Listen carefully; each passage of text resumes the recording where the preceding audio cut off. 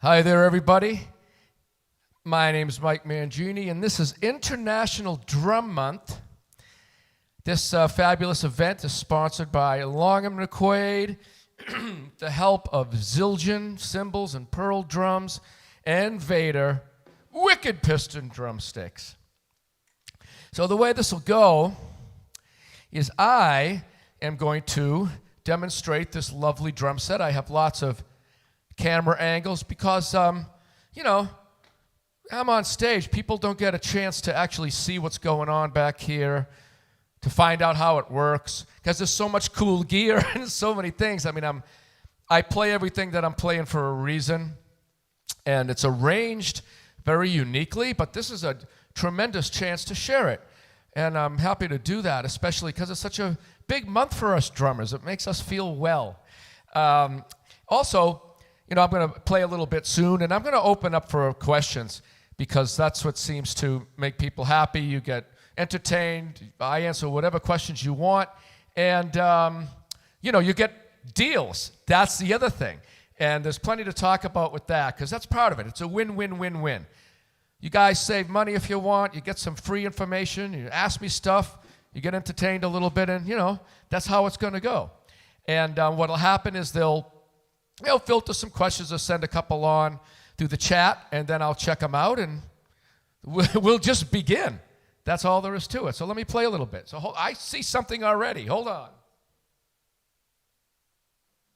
Ted wants to know, see, I knew right away, but I'll hit. What inspired me to be a technical drummer? That's interesting, Ted. Listen, what does that mean as far as technical? I think I know what you're asking me. But everything is technical, isn't it? Just some people think about it more than others.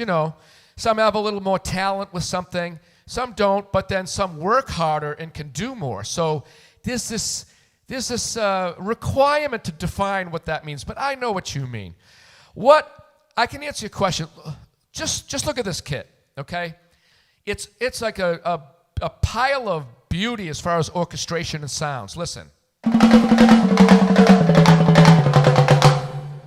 Right?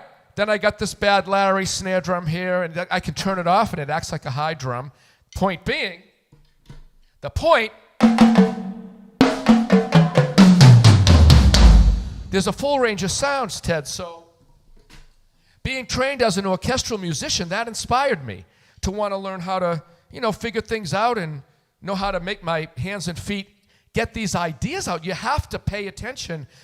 As far as our technical level, which is what you're asking, you have to do it. Otherwise, you can't get the ideas out. For example, if I play a little bit, you'll see what I mean, and then I can talk about it. All right?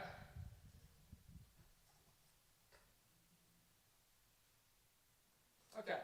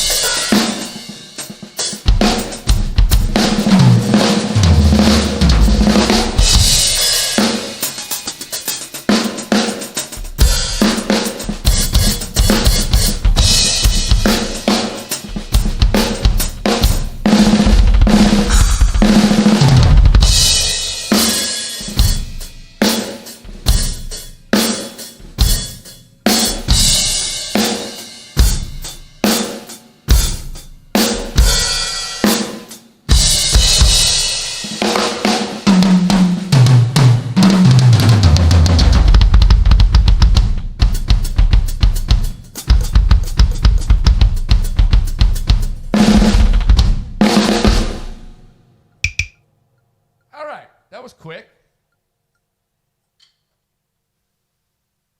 So that's just a little ditty. So Ted, if I don't look at what I'm doing, there's a whole protocol. I can talk tonight about how coordination works, how does speed work, how do you compile different rhythms and recognize them, how do you stack them, how do you pay attention to what people are playing around you, how do you keep time. There are technicalities to all of this. So what inspired me was being orchestrally trained and liking different styles of music, and I couldn't play them. So I had to become what you call technical, I guess, so I could figure it out. And that's why. Let me read some more chat questions.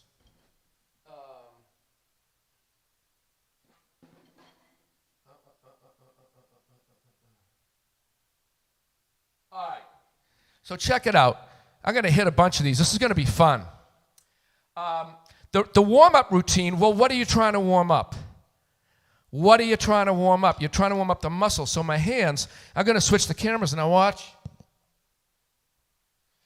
With the hands, you got to warm up the thumbs and the fulcrum. So I have a whole video on demand on this on my Vimeo page. By the way, it's really cheap, too, for the basic technique. I haven't made an advanced hands course yet. I'm not advanced enough. So anyway, the warm-up is this. I squeeze and release, release, and then squeeze. I'm using my whole arm. I'm really squeezing and warming up that muscle because that's fatigue. It's not pain. Doing stuff like this is pain. Doing stuff like that, you get hurt. But that's my warm-up. For feet, it's a small motion. And by the way, when I work my hands, my feet are always in the air, because why keep them down? That's not real life. Real life is moving around. Anyway, the warm-up is slow motions with pivots and moves. Let me read some more. When do I do paradiddles? When I go from one end of the kit to the other. Watch. If I don't do a paradiddle there, I'm in big trouble because this will happen.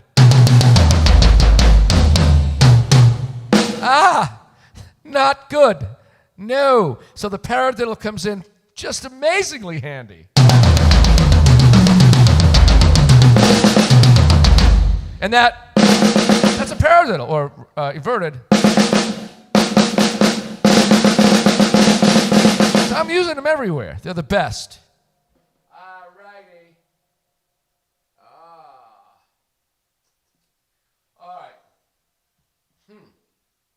So, auditioning, that's a big one. I'll go hold. I'm going to have to fire through the questions here. What do I bring to an audition? Well, most of them, they have the gear.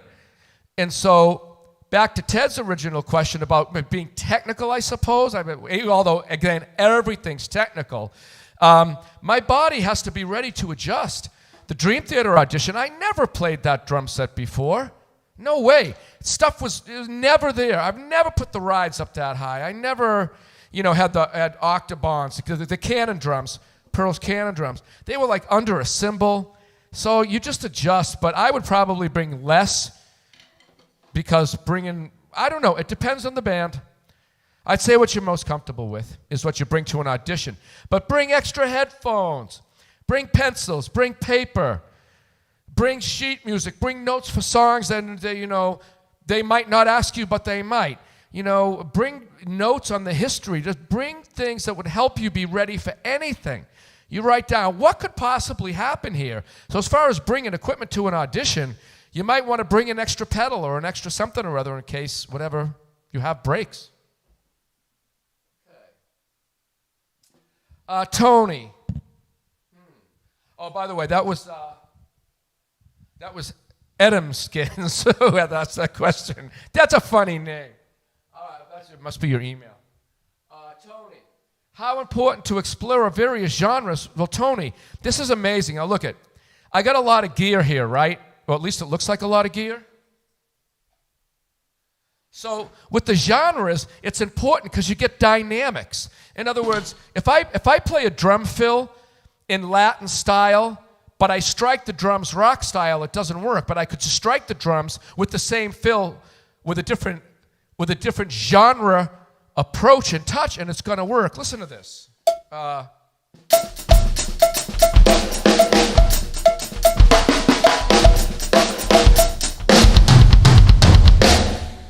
So like that fill was a rock fill, flams, and it was very even.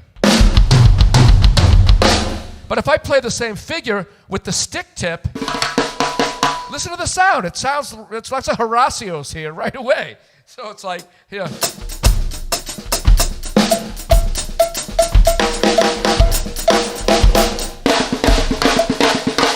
So that immediately sounds more Latin. So what you learn from the genre is how to strike the drums. You get dynamics from that. The Latin gives you coordination and finesse with attack. Jazz gives you finesse and swing, listen to the swing.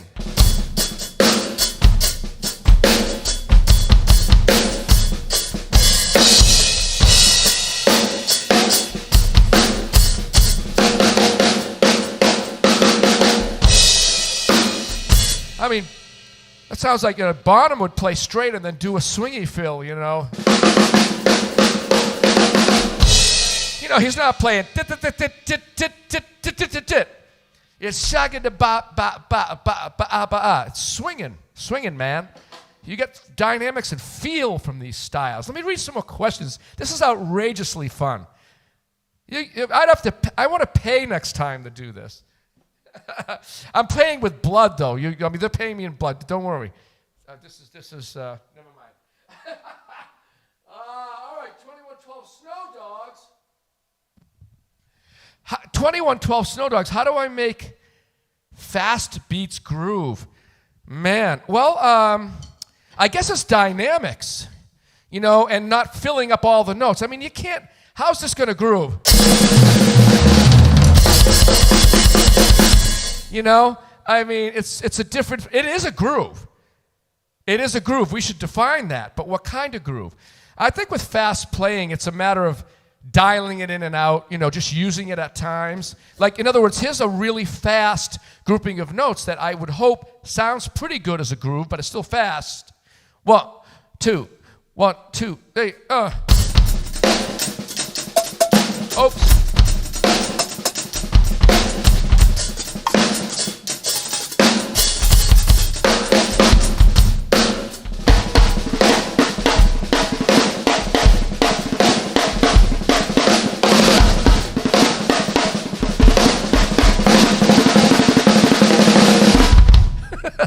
So how does that look in fast motion?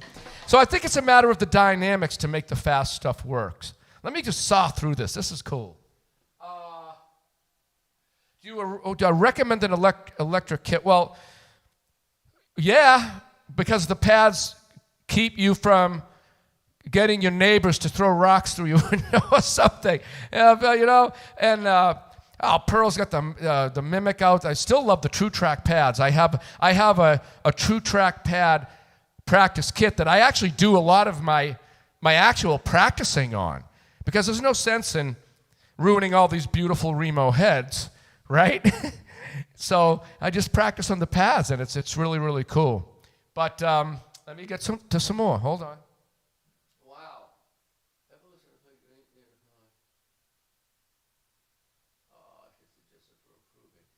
All right. Did I ever jam to Dream Theater songs before joining the band? No, I never learned one.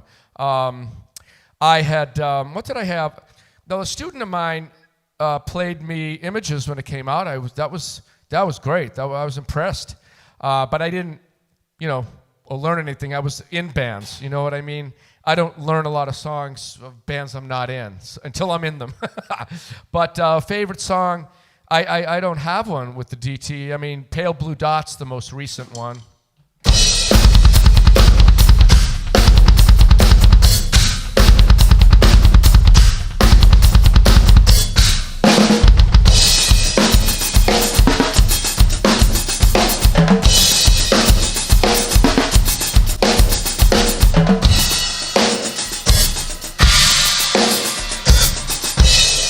Did you see that? Did you see the lefty-righty switch? Technical Ted, I couldn't. If I wasn't focused here, I wouldn't be able to play fully lefty on the fly on a dime. It's for the music. It's not for the sake of me switching sides and going, I just played lefty. It's because I need to play lefty, otherwise I can't do this.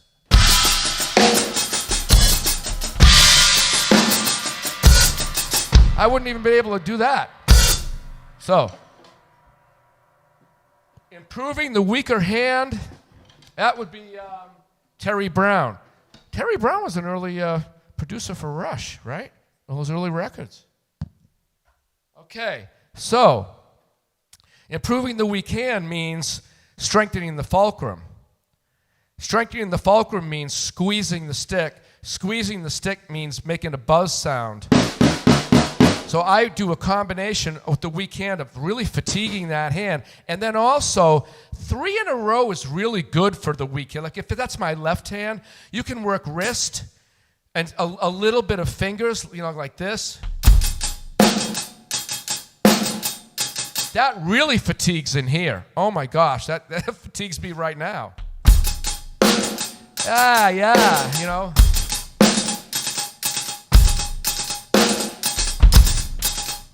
You just play beats all day if you want to strengthen the weak hand, Terry.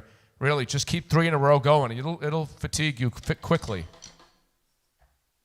All righty.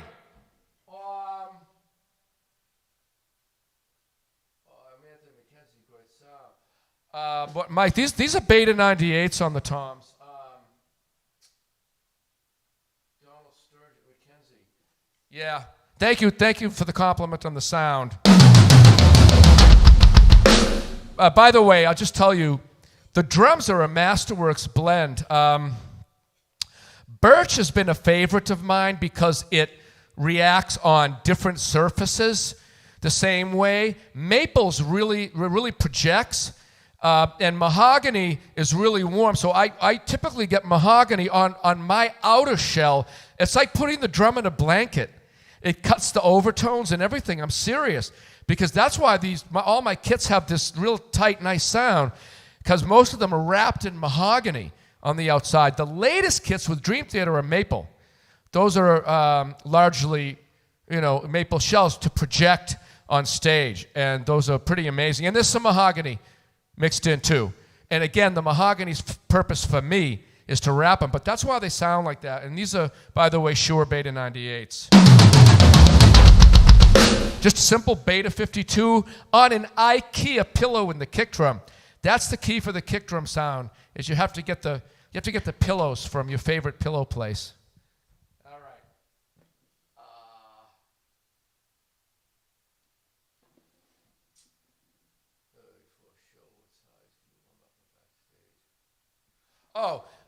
right. Before a show, my warm up, it's on a pads.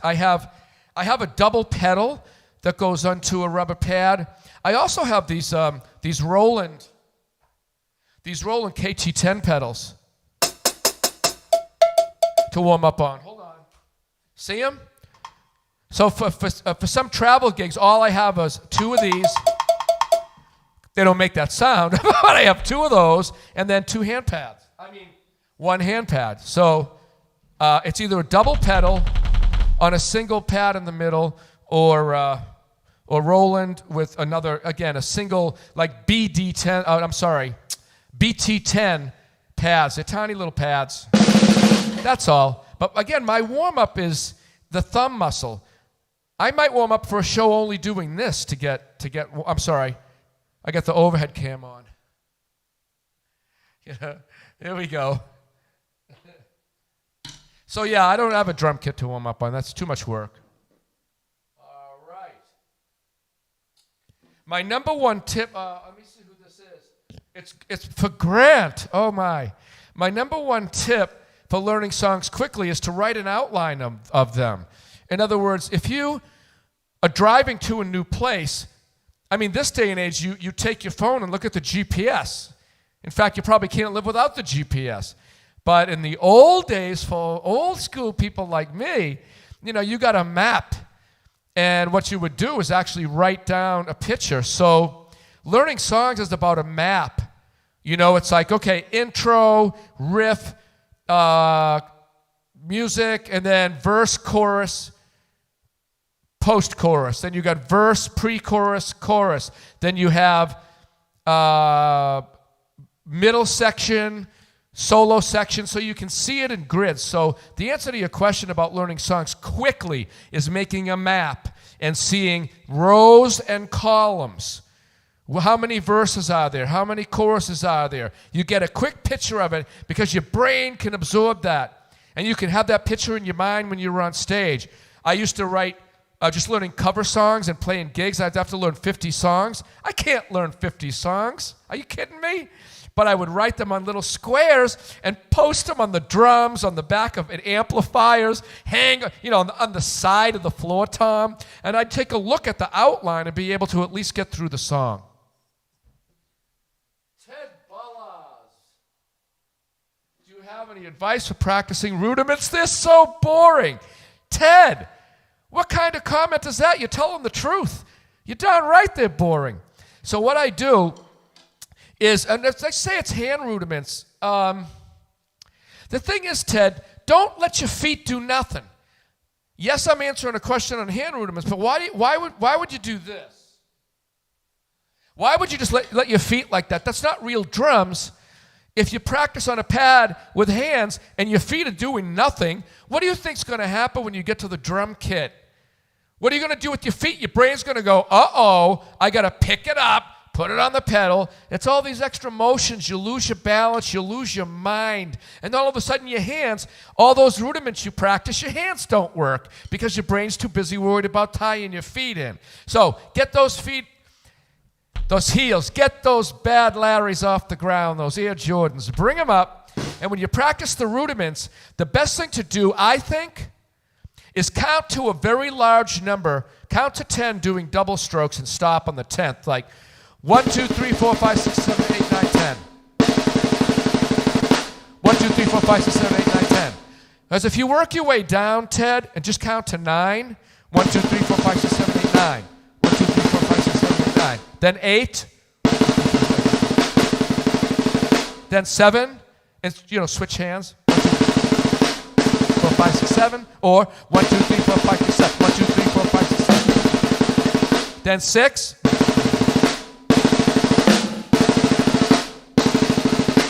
You count to 6, then 5, 4, 3, and 2. What happens is, oh, look at this. Now you arrive at the, quote, regular rudiments, and you're already the best person on the block because you worked from the big number to the small number, not from the small number to the big number. Because if you know why, Ted, if you work with the small numbers first, you're relying on yourself as a musician and ears. No. Practice as a human being first. Count. Force yourself to count and do things that you don't want to do.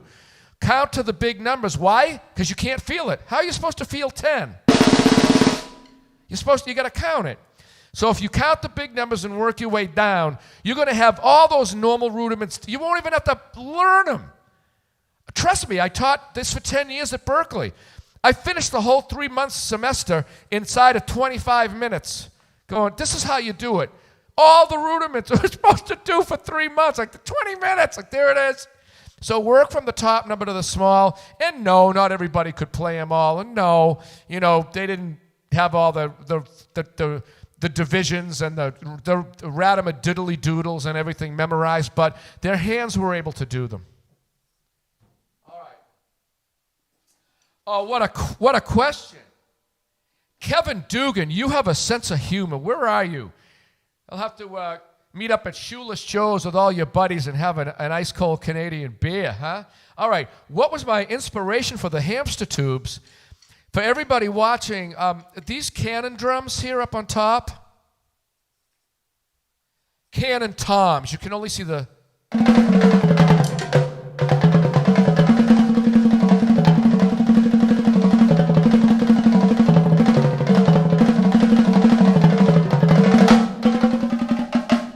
Those bad Larrys, I said it again. I have clear ones with Dream Theater. So the reason I got clear ones is because our lighting engineer, Steve Bayard, are you watching this? You're up in Canada. I should have let you know. Wow. Anyway, Steve couldn't light me with these things. He didn't like that. He didn't like that at all. So for Steve, I got clear tubes, and they look like hamster tubes. So my inspiration was humor.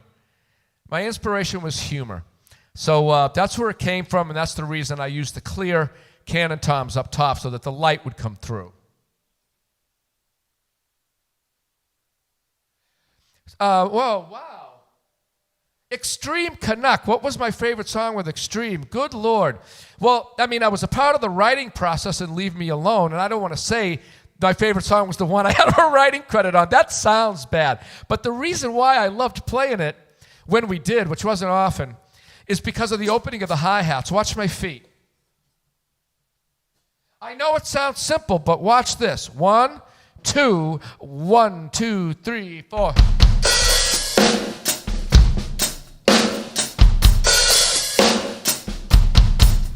See that?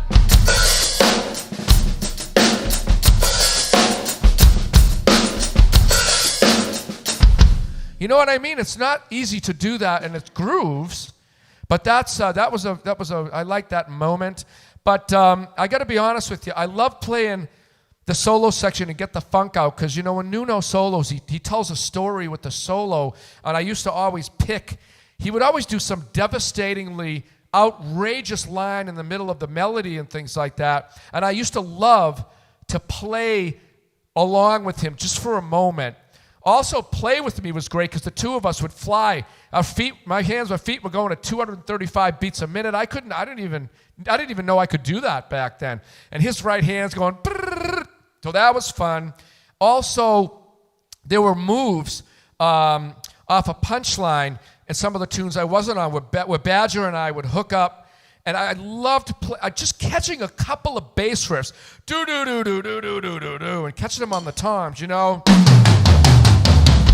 Whenever he would descend. So that's the nature of what I liked. I just like, and of course, Gary, I would accent on my trash cymbals, you know, accents with him and do all kinds of stuff so that he would turn around and make faces at me. At any rate, that was a lot of fun. Let me read some more questions.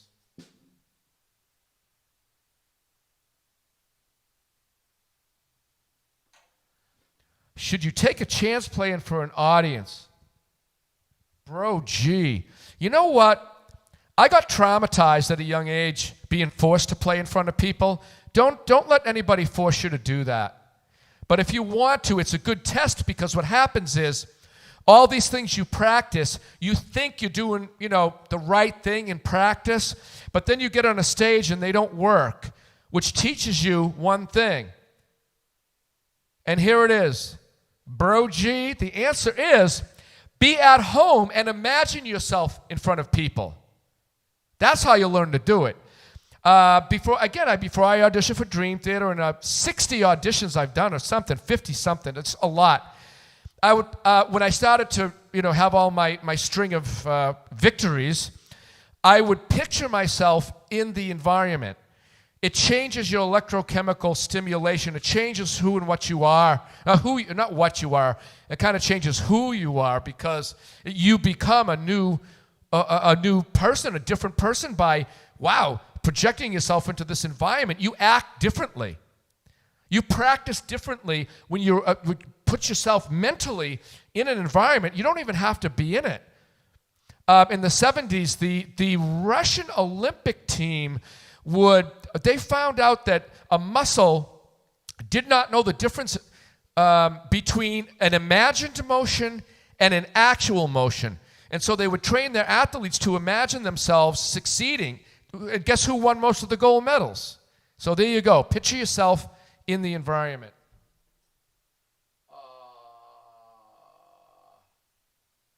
Okay. Wow. All right. Oh, there's so many here. Oh my gosh. All right. My knees and the angle here is such that when I pick my leg up, I'm at 90. Okay. So let me play a little bit. You can see what's going on here. And one other thing too. Hold on. Yeah. Okay. Technical questions. You know, switching.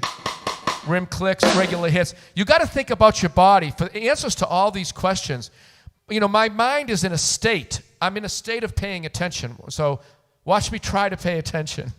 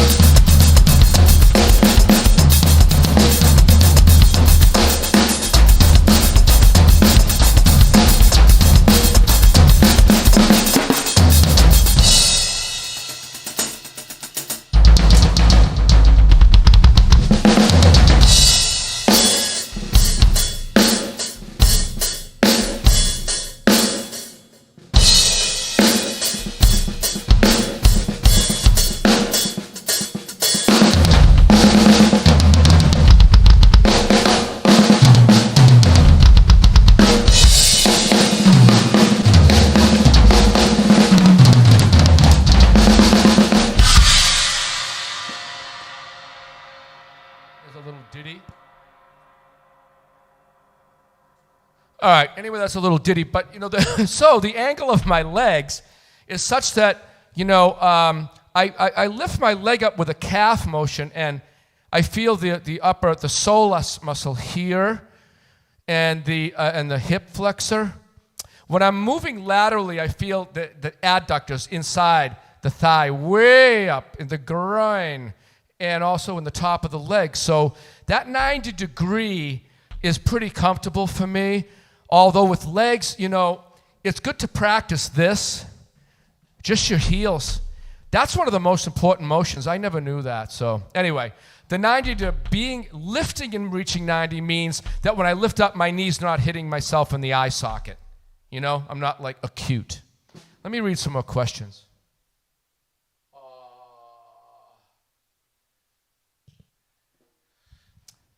Let me see. What was the joining Extreme back in the 90s?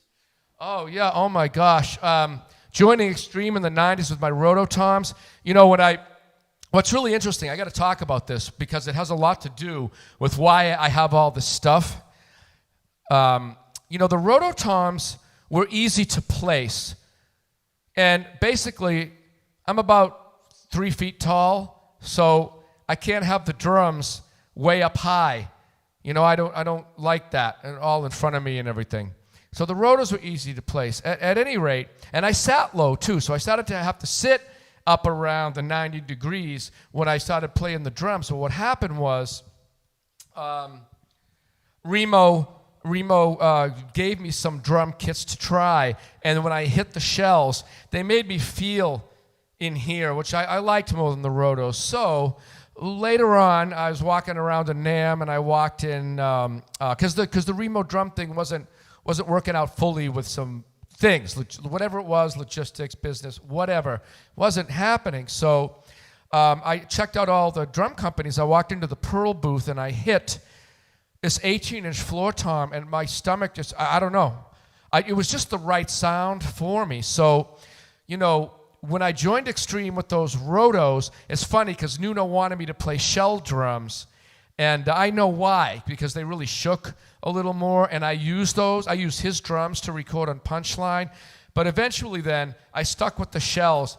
And again, these have a lot of birch in them. They're mahogany and birch. So the shift from rototom to something like this,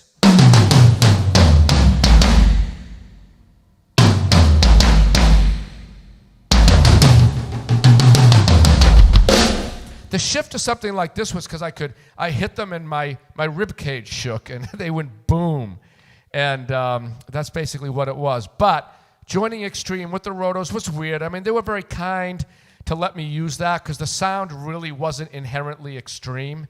But when I got to play some of those runs with Nuno and the melodies with Pat, and I used some of the cymbal sizes to catch those accents with Gary, it was musical to me. It was so much fun. So much fun. So it was fun is the answer to your question. All right.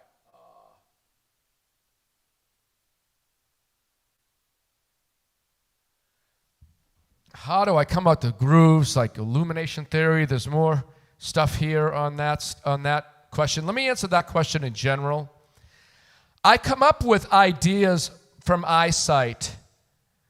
I mean, I clearly am listening to an external source at times, a fellow musician that plays something, it plays a melody.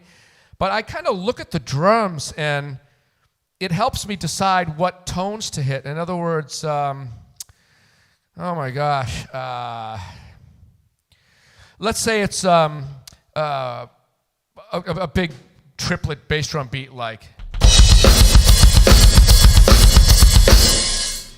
What happens is I actually listen to the key signature changes to determine what hi-hat to hit. I've got K here with I tried a master sound on the bottom because it's got the ridges in it. I like this because I can step it and the air goes out because the cable hi-hats, that's a big distance. So the ridge or the quick beat with the hole actually helps the air go through. It's kind of cool.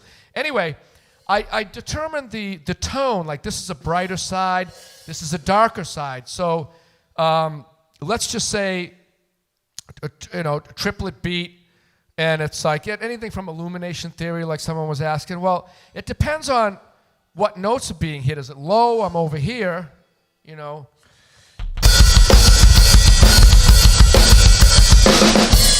And if it's a key signature change, I'll start on the lower tone and then save the higher tone for the next time, such that it makes sense musically, but, it's hard to hear all this stuff. There's Dream Theater has a lot of tracks when we record, so it's really almost impossible to get all these little nuances here, the steps and stuff. You're dealing with a lot of noise. I really got to hit to get all that, but the point is, that's why I do it. That's how I come up with it.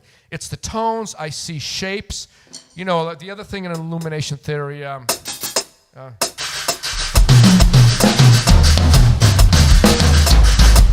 because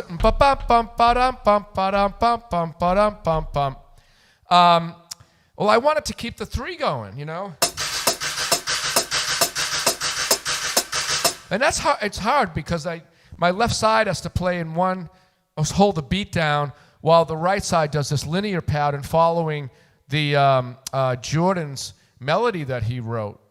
So what makes me come up with how I come up with that is I pick a sound that goes along with the tones I'm hearing, and then I look at the drums and I see almost like a keyboard, except I don't have that many notes. So I kind of break it down into a simpler version of it. But it's hard to play that.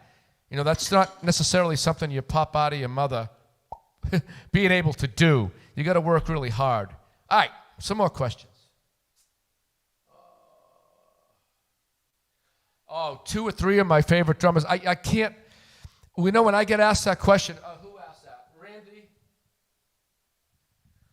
Randy. All right, and also Spike. Yeah, I use the Demon Drive. The regular one, the direct drive. What am I talking about? I use the direct drive. I have some change too, but my favorite pedal was a belt. The Pearl Eliminator belt, that was number 1. It still has some of the greatest feel to it, but these Demon Drives, you can do anything to them. All right, anyway, Randy, 2 or 3 of my favorite drummers. I got to tell you, I take pieces from many, many drummers. You know what I mean? It's like, how could I can't even, if I start naming names, I'm friends with everybody. I don't want to not mention somebody, you know what I'm saying? Because I get something from everybody that does something great. So it can't be 2 or 3. It's like, earlier in my life, growing up, of course, I loved to play A Farewell to Kings record by Rush. I liked some Buddy Rich albums. I always kept with the jazz for a while. And I liked this band called Blood, Sweat, and Tears, a drummer named Bobby Colomby. And this is this is 70s. But nowadays, who you're talking about, I'm friends with everyone. I look at George Colias's feet are crazy stuff I can't do. Dennis Chambers still has that groove and that,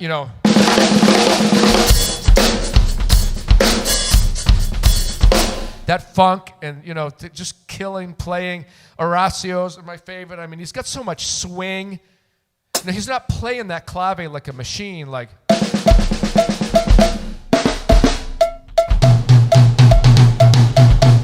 No, it's not it. He's making it sassy, throwing the swing in, throwing some great coordination moves. I could just keep going and I name a whole lot of people. So it's that I pick things from people. So and so has great coordination that seems to be their calling. This guy's got the foot speed. This one's hands do this. This one's side to side playing is great. This one's simple, straight up groove for swing works for me. This guy's double bass metal groove works for me in these conditions. I'm extracting things from different people. David, the kind of ride, well, I have 2. I have the Zildjian Z3.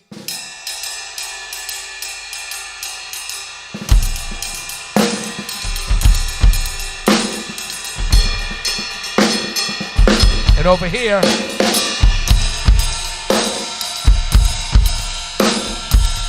that's a ping A custom.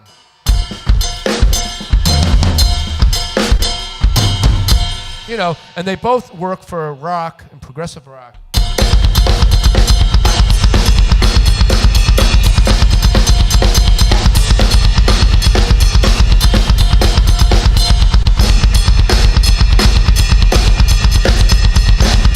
And they have a lot of high end, so they're good for broken up patterns too, like this. I use this a lot of, not a lot, but enough Dream Theater stuff.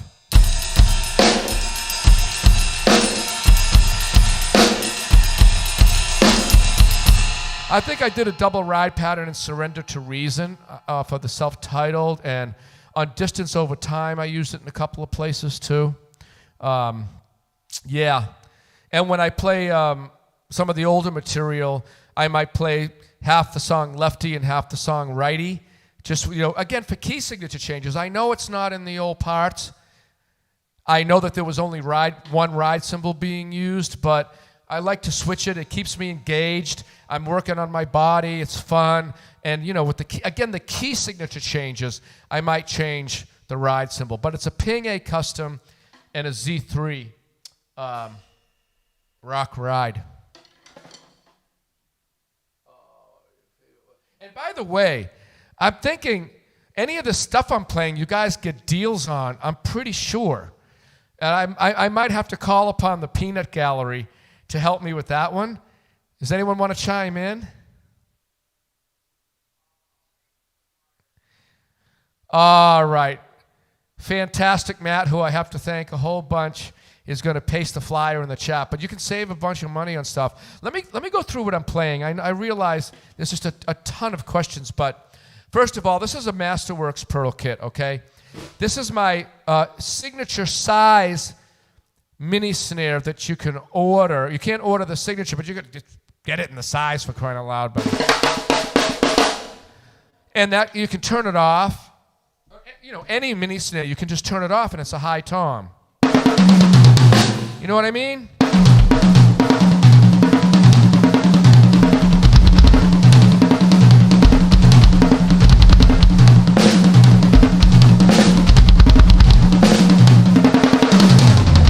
And then you can turn it on.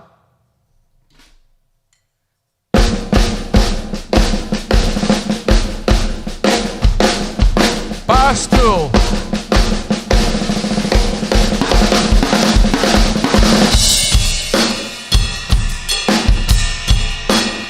That's Barstool Warrior. It makes for a great accent piece. I haven't even talked about any other drums but this one. I could sit here for 30 minutes. But this is, these are 10, 12, 14, 16, 18 toms. And my design, a gong floor tom on the Distance Over Time DVD and the YouTube videos, I have 4 gong floor toms. 14, 16, 18, and 20. They're just single heads with beta 52s in them suspended. Outrageous. Just check out the YouTube videos. And that's a maple kit, a maple pearl kit. And the snare is the same. They're usually 14 by 6.5. This is pretty much, most of them are 6-ply. Okay, these are 6-ply toms. And the kick drums are 22s that are here. The pedals are Demon Drive. All right. The cable hi-hats are RH2000. This one is operated with my left foot. This one's operated with my right foot. So if I can combine a chat question with the gear, someone's asking me about time signatures. Hi, Scott. The way I practice time signatures, go to my video on demand and get the not quite double system. It's in binary, 0 and 1. Again, it's a system starting at the big number, counting the larger number, and working your way down. You'll learn every odd time in an hour. because there's a lot of prime numbers in it. So Scott, I like prime numbers because music typically doesn't use these. So if you can play these, you can play anything. But I practice it by counting to a number and not doubling it. Let me show you what I mean by that while I talk about the gear. These hi-hats, as you can see, are done like, that's my right-hand hi-hat. That's my left-handed hi-hat. So between the new beat, the ZBT, and these hi-hats, I can get a lot of cool stuff happening. And I count the odd time signatures by counting to a number and not doubling it. Let me pick one. I'll count to 6 and I won't double it.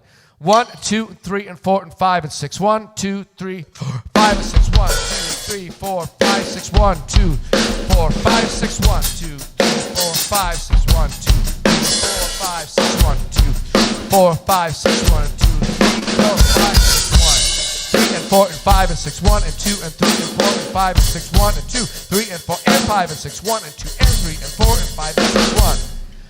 So by counting out loud, you're not locked into like, oh, that's 11. Everyone plays 11. 4 plus 4 plus 3. Then everyone sounds the same. 1, 2, 3, 4, 1, 2, 3, 4, 1, 2, 3, 1, 2, 3, 4, 1, 4, 1, 2, 3, 1. Scott, what about 3 plus 4 plus 4? What about 4 plus 3 plus 4? What about 2 plus 2 plus 1 plus 2 plus 3 plus 1? You got to go through all those permutations? Forget about it. Count to 6. Don't double it. That's 11 because you're not doubling 6, and you can play anything you want. Go to that video on demand. Just watch the trailer. It's cheap stuff. Get it. All right. So the rest of the gear, I've got these trash stacks that are Oriental trash, 12, 13, 14, 18, and 20.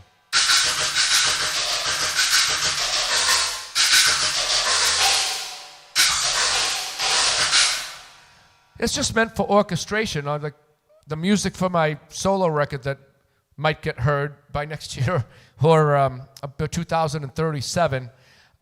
You use these things and just follow the music and follow the soloists. It's a lot of fun.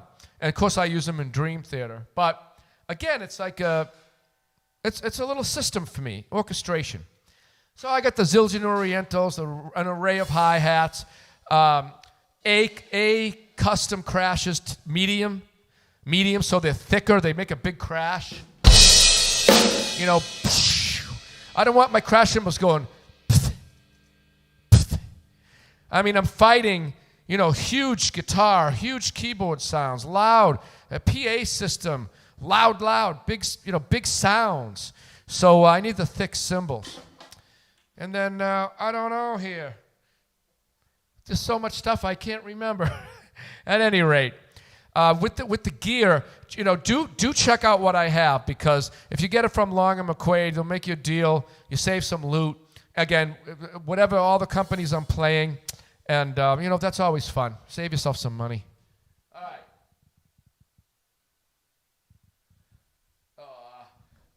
Oscar.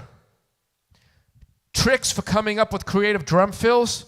The greatest trick of all. Look at shapes on the drums. See it from above. Watch all the triangles.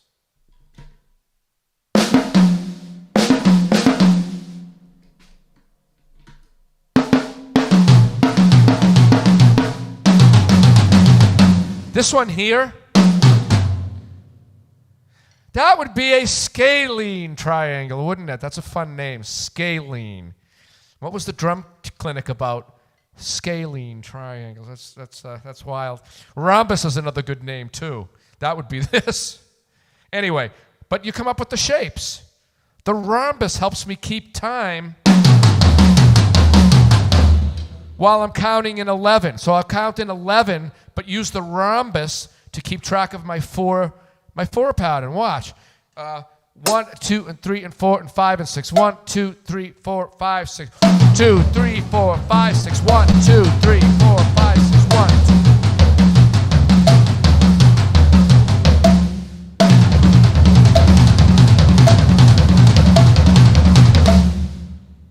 See what I mean? So the shapes help. Triangles.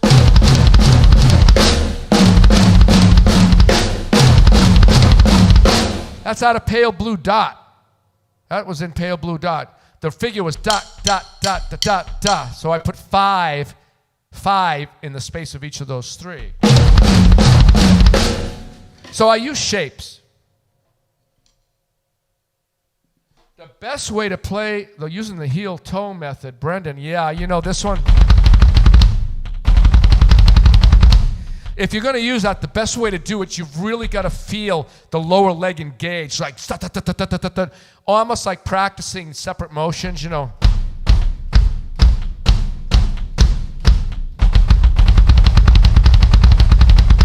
So you got to practice that on the beat, inverted. You know, you got to get that sound. Anyway, you really have to focus on the lower leg motions to try to get them even. If you're recording, it's very difficult, I think.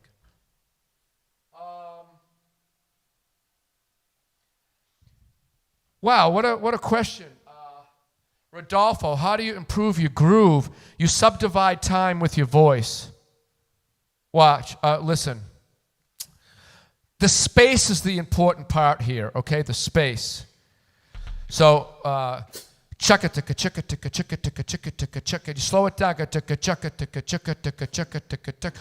Chugga ticka ticka ticka ticka ticka ticka ticka ticka ticka ticka ticka chugga ticka ticka. Check it out. Ready? Chugga ticka chugga ticka chugga ticka ticka ticka ticka ticka ticka chugga ticka ticka ticka. You see, the thing is, with drums, we always rush. You play a fill, and then come back, and the snare drum's early. You got to wait for the time to be what the time is and then place your limbs in time. Where's the time? So that's how you help your groove is, what is time? Where is it? How do you connect to it? You know, we don't have I can't take one of these microphone cords and plug it into my temple or my belly button and connect it like a MIDI cord. I can't connect my belly button to some kind of module or my temple. So how do you connect to time? It's with, you got to feel it. So it's with your voice, and it works, you know.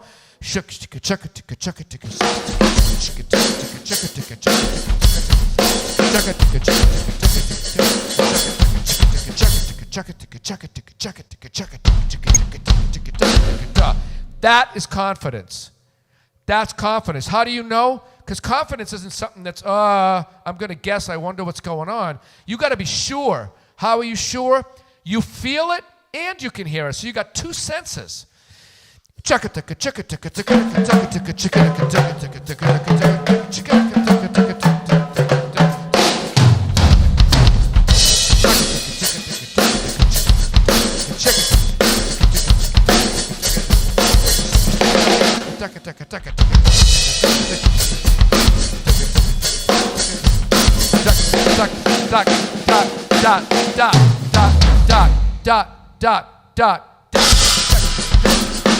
You know what I mean? Get that groove, feel it, hear it and feel it with your voice.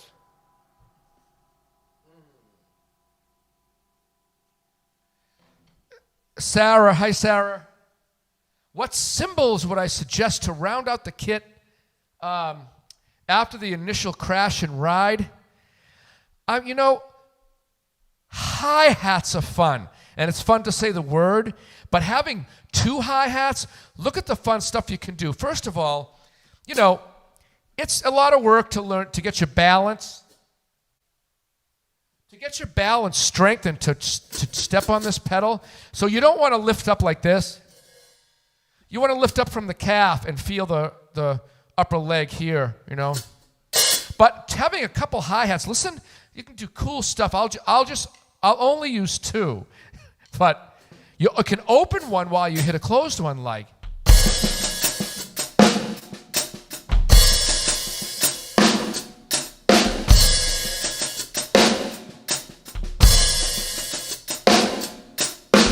Isn't that fun? You know, but you know.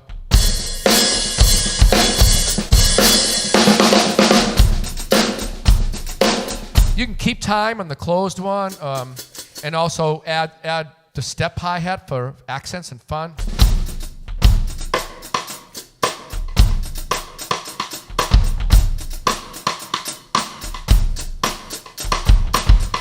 Plus the hi-hats work with the ride, you know?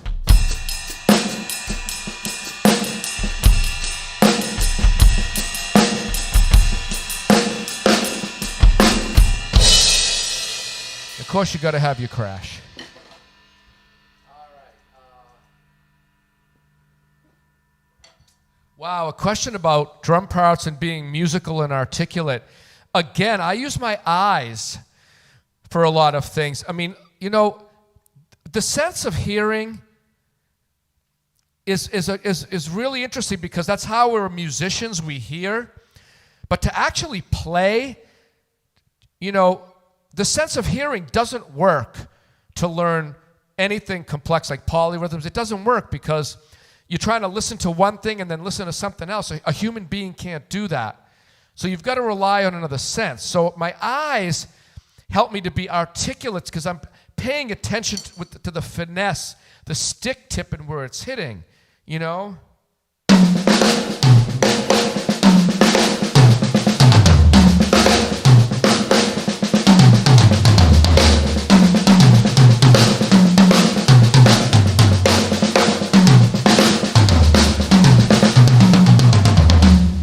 I'm really using my eyes to help me be meticulous and musical because I'm looking at shapes.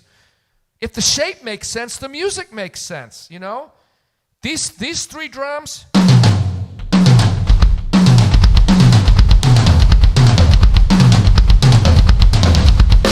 It sounds musical, it makes sense, but if I just hit any three things without shape, listen to what it sounds like.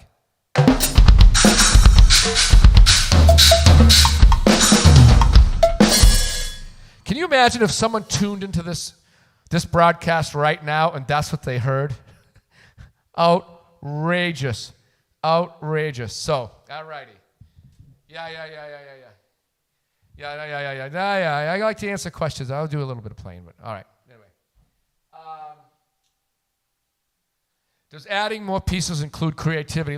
How about I play something and just use the drum kit for the creativity that you're asking about? Ragolin.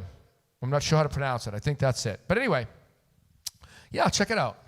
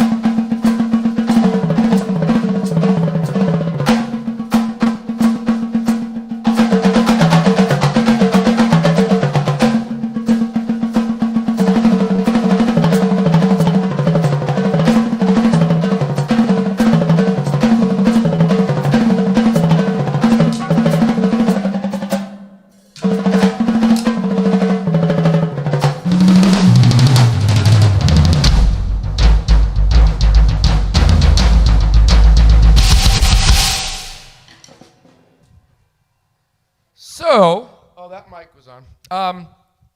Having the kit, it's like I could express myself from the low to the high, toms, and I could take my time. I didn't even break into any, ostinatos, any beats. Really, I didn't do much of anything there except stay in a bass of 5, chugga-dugga-da, chugga-dugga-da, chugga-dugga-da-cha, and just use the shapes on the drums.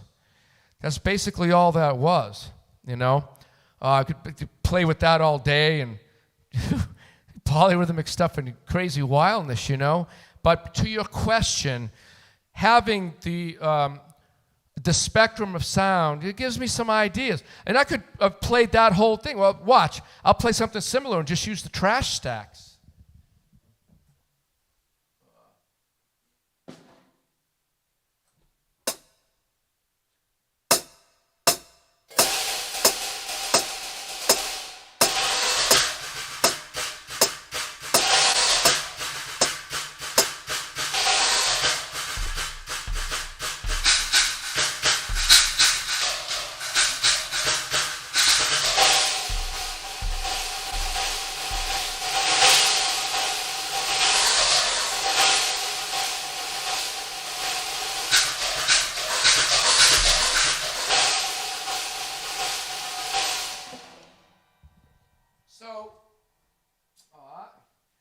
So, it's having the array of sounds. It can make melodies on the toms and make them on the trash stacks and, whatever, on the hi-hats. It's kind of cool. And again, that was just one tiny little idea. There's so many things that can be done. Let me read some more questions. And then, okay.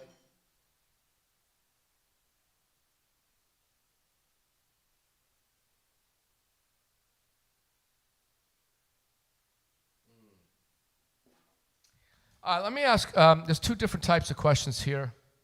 What do I choose to play to the climax of song, the big part of the song? Most of the time is probably going to be louder than the rest of it or a little busier than the rest of it. At times, just to go off it because, the climax of the song, the big moment, you probably expect a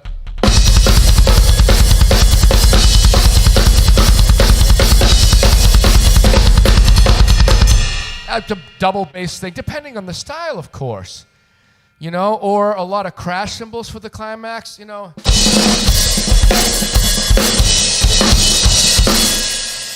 where you're really accenting and hitting. Again, it's probably associated with more notes.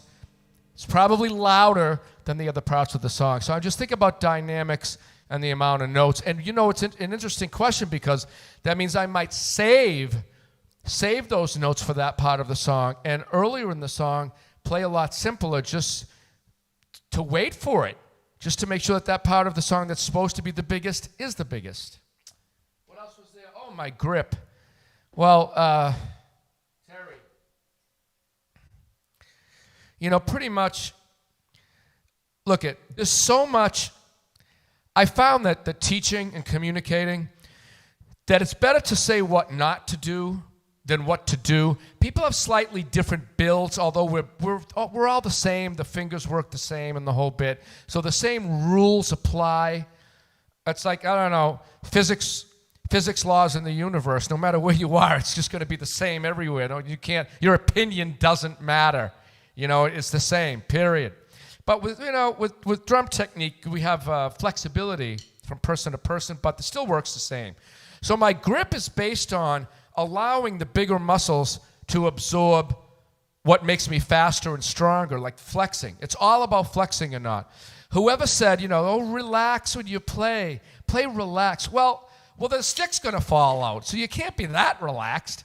And to go faster, I engage these muscles. So my grip is important because I don't do this. I just never do that, because closing that gap brings the fingers up and it tightens all this stuff around the wrist. This is where you get pain. This is where you get fatigue. Fatigue is good. That muscle and this muscle. Fatigue is good. Pain will end a career. Pain comes from closing that gap. This like fingers and speed, like people, anyone doing this? Like that, you better watch out. I mean, that person might not know what it's like to go on a real stage, a big stage, and play on an ice hockey arena, because all it takes is one hit. Bam! If you grab the stick like that, that shock's going to ruin you. I know people that have had surgery. They're not the same. It's just one hit. And I know I can do it, regardless of how I play and pay attention. But that's what the grip is about, Terry. The grip is about the strength in the fulcrum as to protect me. Does that make sense? The grip protects me from injury, because then I don't do this. The other thing it does is it allows me the flexibility to use all wrist if I want, a little bit of fingers, which I will occasionally, or all arm. Especially that is nice and loose as far as the system goes. Whatever muscle I choose to tense up or, quote, flex is a bigger muscle, so I don't get hurt. There's no pain. There's only fatigue. I flex here. You're like, what do you think happens when you burst around the drum kit? I compress. I bring my elbows to my ribs. Watch.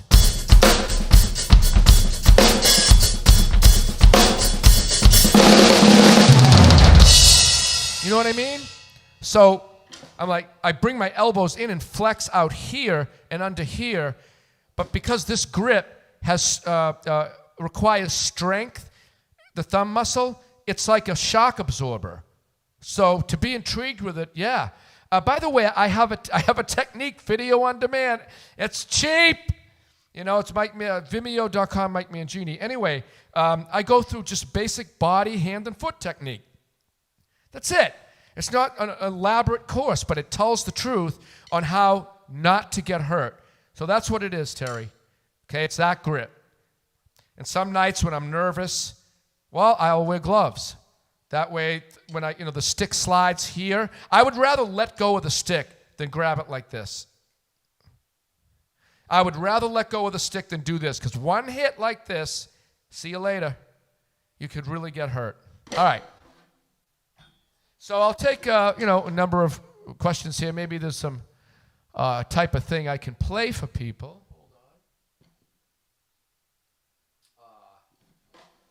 Oh, wow. These are good questions. You guys are good. Oh, let me just get through as many as I can. No, hold on a minute. The thought process and the placement of cymbals needs to be ergonomic. I don't want to lift my shoulders up and hurt myself. That's as simple as the cymbal placement gets. Believe it or not, these, I don't have to lift from here. It's like a crane. I just do this. In fact, this looks like it's uncomfortable and high up. It's actually really close to me. Look how comfortable that is. So my answer, the ergonomics of cymbals, is just don't do this to hit them. To increase limb independence, it's with the eyes. I'm telling you, I got the cheap coordination course, $1.66 a month. Buy yourself some gear. Get yourself some nice pads from the store. Get a fantastic new Pearl 7. By the way, I didn't even say that yet. Pearl has a 75th anniversary. If you want the best gear on the planet, you're going to save a bunch of money you're not going to save when the sale's over. And I got to push this because the gear is so good. I mean, it got me to play it. And the snare drums, everything's pro. Everything is pro. There's nothing that's like, you know how you can buy something, I don't know, maybe a plastic thing. You go to the store, get a lighter for the grill. And, well, I'm going to get the lighter that costs $1.10. That one's $1.10. This one's $3.99. They work the same. They make fire. I'll buy the one for $1.10. So you go home, and you get the one for $1.10, and you press it, and it snaps. And you complain and say, it didn't even work. Well, that's all you paid for. Sorry, all sales final. You should have bought the better one. You don't get that with Pearl. You get the, quote, low line, the expert. You have no idea how many times I've played these at clinics. This is what I play. You put a great drum head on any drum, you're going to get a good sound. But you put a great drum head on a well-made drum that doesn't have to be expensive, and you're going to get a fantastic sound. So, you guys really should check this out when they try to hook you up and help you out. And then there's the free snare drum. I know I'm off on a tangent, but there's a free snare drum for Canadian residents. Somehow that's being given away, and I'm not going to do anything to do it. I don't want anyone blaming me, but I'm sure there's a way that's unfolding. You know what I mean? Anyway, let me get to a few more questions, but the gear. Set yourselves up to practice, how about even just a nice set of pedals in the pad? We got a pandemic going on, We're all put in the clink for 2 years. You will not leave your house, or we'll hit you with a pillow. We're all going to get hit with pillows if we leave the house. You know what I'm saying? What is going on here? So while you're in the house, and so you don't walk outside and get hit with a pillow, get some double pedals and get your body in shape. You know what I mean? Get some extra pads, get some electronic stuff, get some extra drums, and throw sweatshirts on them and hit them all day. It's fun stuff. All right.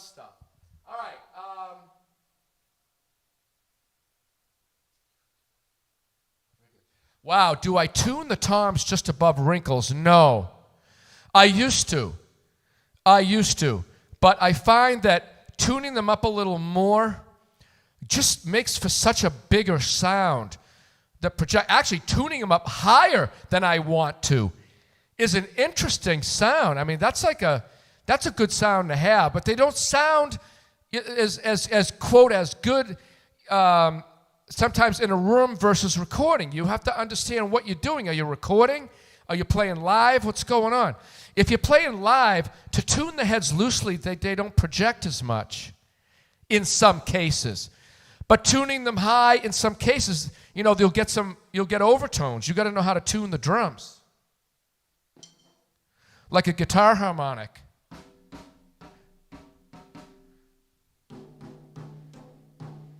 Wow, that's not so hot. Ding dong, ding dong. Ba-da, ba-da, ba. Okay, so that's the low one. All I got to do is change it. And the drum speaks better. How about that, huh? So, no, I don't get them at the wrinkle stage. I used to, but I don't do that anymore. I tune them up higher. All right. Play some crazy stuff. Yeah. All right, check this out. Let me share something about...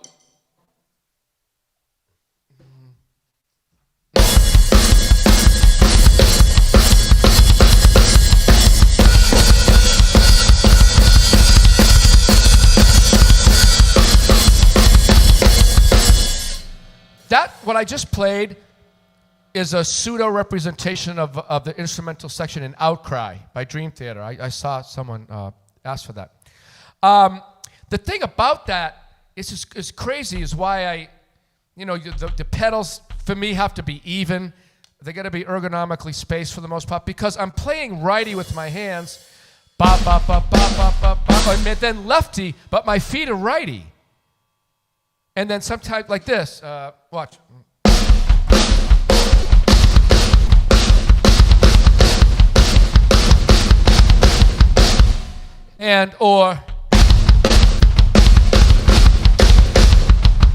So I'm going.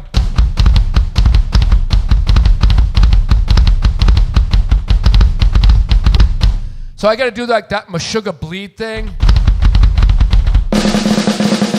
Lefty, yeah, and Outcry, but my hands are on the right side. And then sometimes the feet switch righty, but my hands are on the left side, depending on the melody. But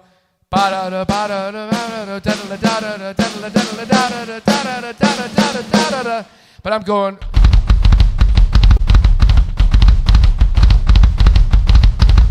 So sometimes it's righty, sometimes it's lefty.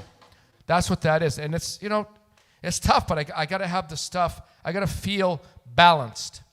And the pedals have to be the same. It's a lot easier, when we want to be symmetrical. All right, I got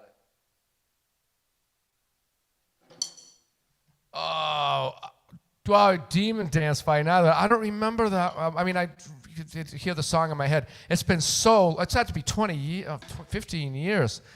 I remember this one.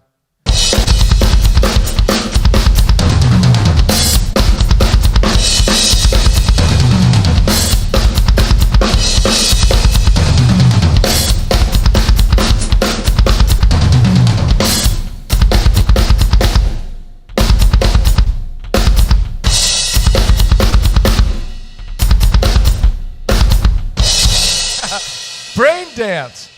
You know, it's interesting when I'm recording that has a lot of space in it.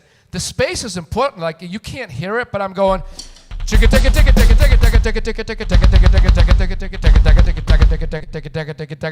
doesn't stop in my mind or let my tongue in my mouth. It doesn't stop to record that and play it right. That was fun to do. Never Neverland was great too.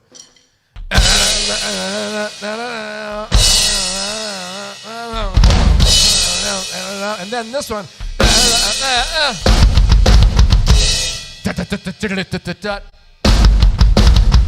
See the leg, but I played it through, but so the legs flip around, and I gotta make my left foot the dominant one after the flip around. Cool stuff. Ear protection, good Lord. I'm sure they got everything at the store too that I can mention, but ear protection, these are Ultraphones.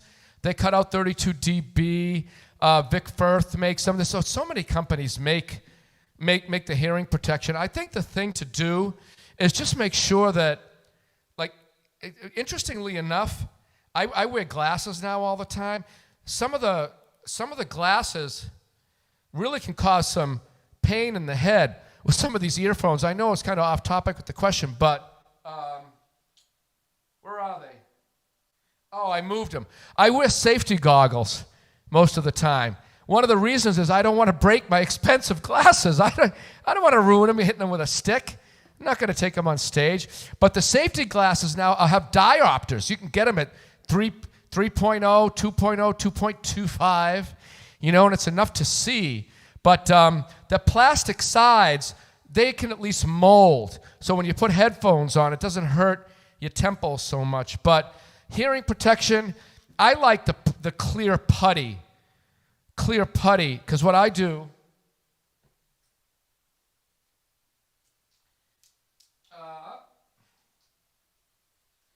is I take my inner ear monitors. I got to change the camera. I got inner ear monitors, but I wrap. I go to it's called CVS down here in the States or wherever, Rite Aid, your local pharmacy, and I get the hearing the earplugs that are made for underwater. They're like putty, clear putty, and I take some of it and wrap it around here and then jam that in, and it stays tight because let me tell you something. I lost almost 50 decibels at 3K. 50. I'm basically deaf at 3,000 hertz.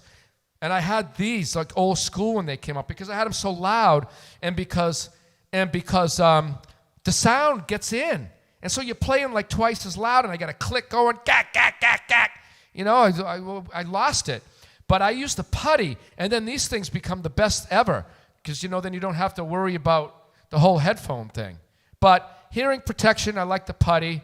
There are musicians' plugs that work great, but then, I just assume put the speaker right in your head and just seal that. All right, I gotta see how many more questions I can answer here. Hold on. All right.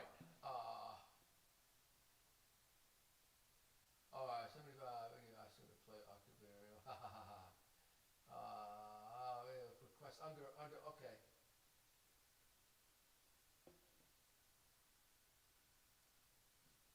When applying to technique, what is your highest value? All right. I had to understand the question here. I was just trying to make sense of it for a minute. Technique, the thing that I value the most is really not getting injured. So that's important because with technique, it is a means to an end. It's the idea has to get from here to the instrument. But if you're doing something that would injure you, chances are you're not going to be able to play the idea. So, with technique, what's most important to me is what not to do. Like hands, I just don't close that gap and squeeze my fingers in and play like this or that, ever. I try to open it up, and some nights that I'm not warmed up and I just don't feel right, I put gloves on and I just let it go loose. So the most important thing I value is not getting hurt. And with legs, you don't want to force such that you're flexing certain things in this area, because then certain bad things happen. Like if you strain, it's not good for your intestinal area and all that stuff. So you really got to kind of, like, what's most important to me is to have my heels up for the pedals, and just to remain in a state of paying attention to my balance. So with technique, it's interesting, but the minutia is important. I don't want to get hurt, but also the bigger perspective is almost number one too. Just staying balanced and paying attention. I suppose if you don't pay attention, then the technique, that you won't even know what you're doing. So I guess the answer to that question I just answered. Paying attention is the most important with technique. All righty.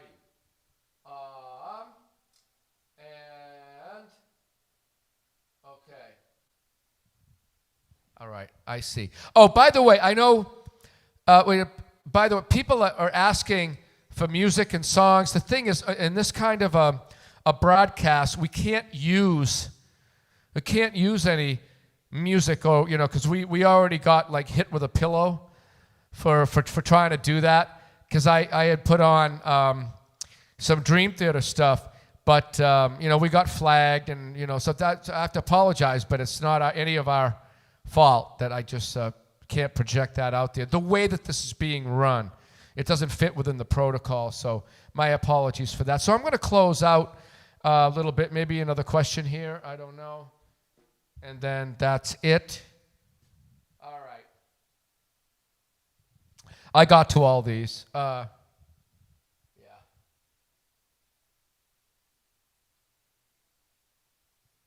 Oh, all right, final question.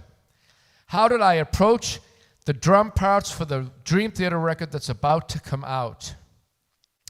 Well, I used a different drum kit configuration, so I approached it from a perspective of making that work. In other words, I put a smaller kit together for the room, so it wasn't this whole thing, and I changed positions of things. And so when I constructed the drum parts, it was largely using less drums, but with the same big spectrum, from a small sound to a big sound. So I essentially, I actually did a lot more step footwork that you'll hear on this. Like this kind of, let me play it on this sound.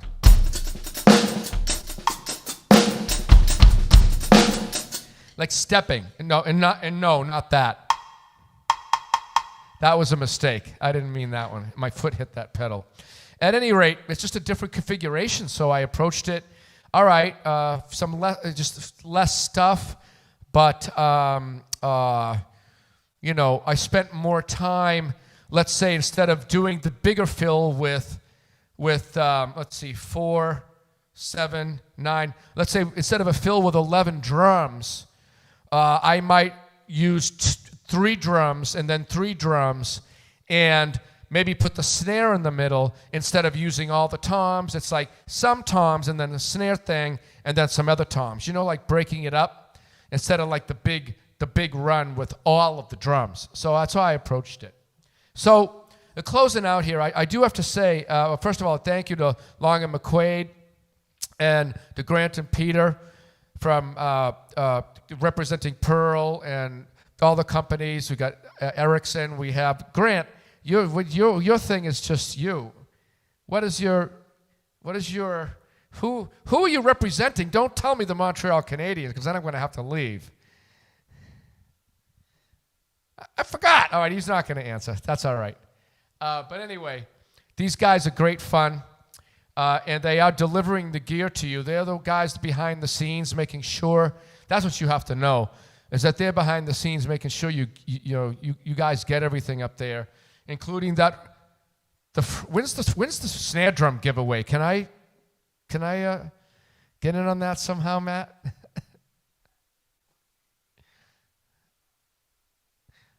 All righty. That was good. That sounded like a commercial kind of a thing. So what else? I don't want to rush. Okay, that's it. These are the people. Bye. But there's lots of stuff. There's deals for everybody. It's Pearl's 75th anniversary, which is a big deal. I mean, I wouldn't play it if it didn't hold up and if it didn't make the sounds that it does. Zildjian, look at this, I got half the factory here, and I can choose between all these wonderful sounds and choose between, maybe you do a different record or change up a sound for something, and they have an arsenal to do that. And of course, the Wicked Piston. All righty? So you know what? Can I have another couple of minutes? I gotta say something about this. I gotta say something about this. With the stick, it's made top heavy. A lot of drummers would turn their sticks around to play with this end of it. Well, I just figured, why not just make the stick top heavy and make the tip such that it won't damage the heads. So it's an acorn tip, and it's top heavy, and it's like flipping a stick around. That's the design of it. And it's long because here's the reason. When I change my fulcrum, and I put the fulcrum up higher, the stick is lighter so I can go faster. Right? But when I really want to pound, I put my fulcrum lower, and the stick is really heavy, and I can really pound into the drum. So that's what the stick does. It morphs according to your needs. It becomes heavier and lighter. And what about, with Vader, I don't get this because the sticks are weighed. All the sticks are they're human beings. Human beings make these bad Larrys and make them, and they weigh them. So they're matched. They're just amazing. But you know how some nights I'll play a gig and no matter what stick I put in my left hand that feels light, I'm tossing them, and my tech is But the funny thing is they're dead even. Our perception changes. So on those nights where one hand, no matter what stick I put in, it always feels lighter or always feels heavier, and it's not the stick, it's me, then I just change the fulcrum. That's all. So if it feels a little light, I put the fulcrum down, and now it feels heavy as I want. And if it feels heavy, I bring the fulcrum up. So these are meant for speed and power. Speed setting and the power setting. That's the Wicked Piston. That's why, it's shaped like it is. And the name, it's like a piston in an engine. So that's why it's called what it's called. So with that said, with these wonderful sponsors, with Vader, with Pearl taking care and offering fun stuff, and Long and McQuaid giving deals, I say thanks to all the companies, and thanks for anyone that, tuned in and watched. Again, sorry, music, but again, we did a test run. It was smoke alarms, you can't use that. Life is funny these days. But that's it. Thank you very much, everybody, and I had a blast. Go save some money.